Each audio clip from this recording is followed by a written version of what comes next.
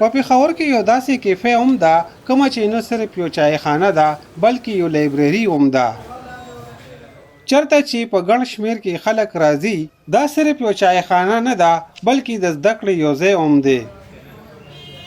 د کیفې د مالک وینا ده چې دلته کې خلک راځي چای هم څښي او د کتابونو مطالعه هم کوي. زموږ بیسیکلی خواهش داو چې موږ خپل سټوډنټس یو او سټوډنټس د پاره چای یو ډېر غټ یو نیسیسټی ده چې هغه موږ سټډیز په دوران کې یا زموږ سټډیز چې بالکل پریشرایز نو موږ ته یو ریفریشمنت پکار نو هغه د پاره موږ کوشش بداو چې داس یو خز سپورت ته لاړ شو چې چرته موږ لګ ریلیکس شو.